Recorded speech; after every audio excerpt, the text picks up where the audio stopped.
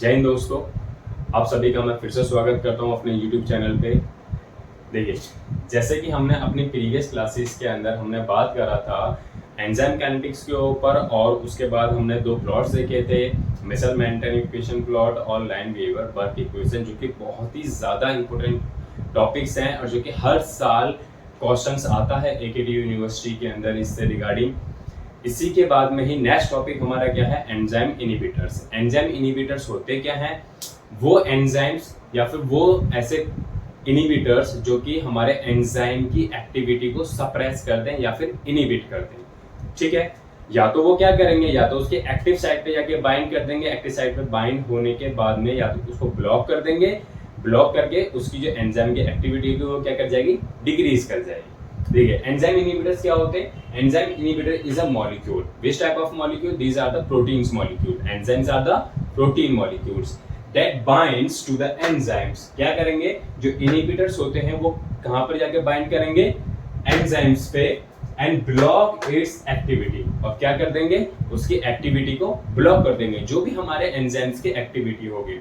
Enzymes क्या करते हैं? हमारे एंजाइम्स प्लस सबस्ट्रेट मिलके एक एंजाइम सबस्ट्रेट कॉम्प्लेक्स बनाते हैं। उसके बाद में एक प्रोडक्ट फॉर्म होता है। वही प्रोडक्ट हमारा जो होता है फार्माकोलॉजिकल एक्शन के लिए रेस्पॉन्सिबल होता है, या फिर बॉडी के अंदर जो भी फिजियोलॉजिकल चेंजेस होते हैं वो प्रोडक्ट पे डिपेंड करता है। ठीक है, बट हमको वो फार्माकोलॉजिकल एक्शन क्या करना, सप्रेस कराना। तो उस सप्रेस कराने के लिए हम क्या करते हैं? इनहिबिटर्स का इस्तेमाल करते हैं, जो कि एंजाइम्स पे जाके बाइंड करते हैं और उसकी एक्टिविटी को सप्रेस कर देते हैं, जिससे कि फार्माकोलॉजिकल एक्शन भी हमारा रिड्यूस हो जाएगा या खत्म हो जाएगा।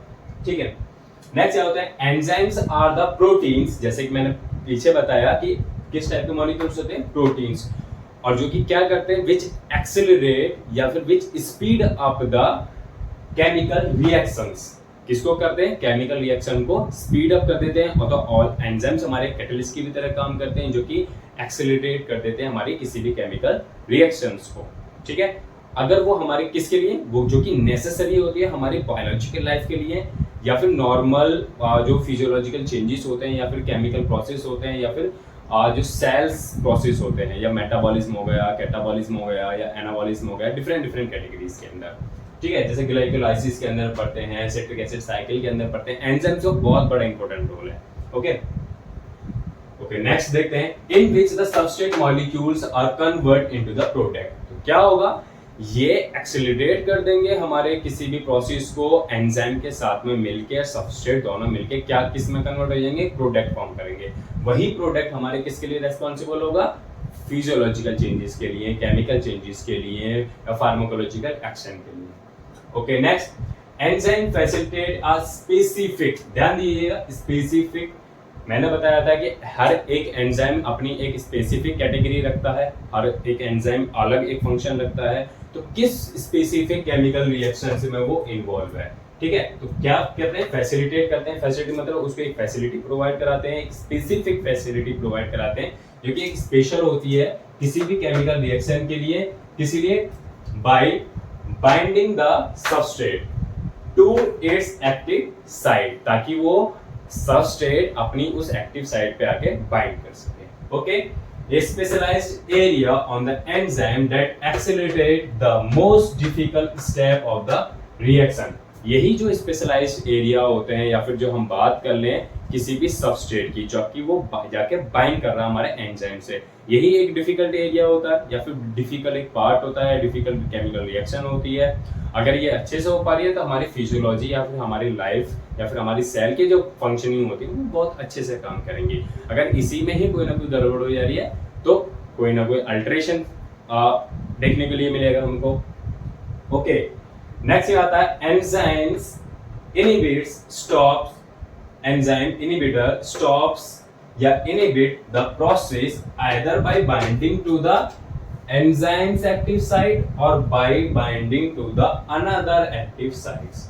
जैसे कि मैंने आपको बताया था कि प्रीवियस क्लास के अंदर एक हमने कॉम्पिटेटिव और नॉन कॉम्पिटेटिव के लिए बात करा था। मतलब या तो जिस बाइंडिंग साइट पे हमारा एक एंजाइम है, सपोज करिए जैसे यहाँ देखिए ये हमारा एक एंजाइम है, इसकी ये क्या है, एक एक्टिव साइट है। क्या है ये? एक्टिव साइट है। इसी एक्टिव साइट पे हमारा सबस्ट्रेट आकर बाइंड कर रहा है। बाइंड करने के बाद में एंजाइम सबस्ट्रेट कॉम्प्लेक्स फॉर्म कर रहा है। उस कॉम्प्लेक्स के बाद में एक प्रोडक्ट फॉर्म हो। ओके, देन या फिर ऐसा भी हो सकता है कि ये जो एक्टिव साइट है हमारी, इस एक्टिव साइट के अलावा कहीं दूसरी एक्टिव साइट बना ले। सपोज करिए कि यहाँ पर एक्टिव साइट बना ले, ठीक है। तो जरूरी नहीं है कि हमारा जो इनहिबिटर है वो उसी साइट पे ही जाएगा जहां पे सबस्ट्रेट है, दूसरी साइट पे भी आके बाइंड कर सकता है, ठीक है। बाइंड करने के बाद में क्या होगा, इस सबस्ट्रेट की जो एक्टिविटी होगी वो क्या कर जाएगी, रिड्यूस कर जाएगी। बट देखिए ऐसा नहीं है कि यहाँ पे बाइंड नहीं करेगा, बाइंड करेगा, ठीक है, बट दूसरी जगह पे इनहिबिटर भी आ जाएगा जिसकी वजह से ये जो प्रोडक्ट है ये फॉर्म नहीं होगा हमारा, या फिर जो हमारे सबस्ट्रेट की जो एक्टिविटी होगी वो नहीं हो पाएगी। ओके, देन अगर देखिए मोस्ट कॉमनली ज्यादातर क्या होता है, जहां पर सबस्ट्रेट बाइंड करता है वहीं पे ही इनहिबिटर आके बाइंड करता है। मोस्ट कॉमनली एंजाइम्स इनहिबिटर्स के अंदर या फिर मोस्ट कॉमनली रिएक्शंस के अंदर यही प्रोसेस होता है, जहां पर सबस्ट्रेट होता है वहीं पे ही जाके इनहिबिटर ही बाइंड करेगा, ऐसा नहीं है कि अलग करेगा, ठीक है। ज्यादा करता है वहीं पे ही बाइंड कर जाता है, ठीक है। रेयर केसेस होते हैं जहां पर अलग साइट होती है। अगर देखिए अगर सेम साइट पे ही जाके अगर हमारा इनहिबिटर बाइंड कर जाता है उसको हम क्या बोलते हैं, ऑर्थोस्टेरिक। ध्यान दीजिएगा, ऑर्थोस्टेरिक मैंने यहाँ पे भी मेंशन किया हुआ है। ऑर्थोस्टेरिक इनहिबिटर्स जो कि क्या करते हैं, रेगुलर ओरिएंटेशन, मतलब जहां पे चीजें स्टार्ट हो रही है, ओरिएंटेड, ये ओरिएंटेशन मतलब जहां से ओरिजिन हुआ, जहां से स्टार्ट हुआ, जहां से एंजाइम सबस्ट्रेट जाके बाइंड करेगा, अगर उसी साइट पे ही जाके हमारा इनहिबिटर ही बाइंड कर जा रहा है सेम साइट पे ही, तो वो क्या होते हैं, ऑर्थो इनहिबिटर्स। अगर डिफरेंट साइट पे बाइंड कर रहा है या अनदर साइट पे बाइंड कर रहा है या फिर अल्टरनेट साइट पे बाइंड कर रहा है, ठीक है, उनको बोलते हैं हम एलोस्टेरिक इनहिबिटर्स। क्या बोलते हैं, एलोस्टेरिक इनहिबिटर्स। एलोस्टेरिक का ही मतलब होता है अल्टरनेट। क्या मतलब होता है, अल्टरनेट। ओके, ध्यान दीजिएगा।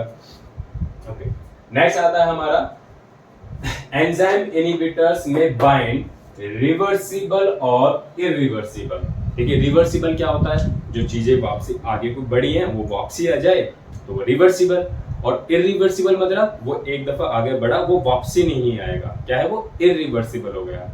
ओके, देन रिवर्सिबल इनहिबिटर्स क्या होते हैं, और ये जो इनहिबिटर्स होते हैं वो किस टाइप का बॉन्ड बनाते हैं हमारे एंजाइम्स के साथ में, किस टाइप का, नॉन कोवलेंटली बॉन्ड होते हैं। कैसे बॉन्ड होते हैं, नॉन कोवलेंटली बॉन्ड होते हैं, जैसे कि for example hydrogen bond, ionic bond या फिर हाइड्रोफोबिक बॉन्ड्स होते हैं, ठीक है। ये क्या करेंगे, अपने आप वापसी जाके ब्रेक कर जाएंगे। जिस तरीके का हमारा एंजाइम का जो फंक्शनिंग थी वो वापसी उसी टाइप की आ जाएगी।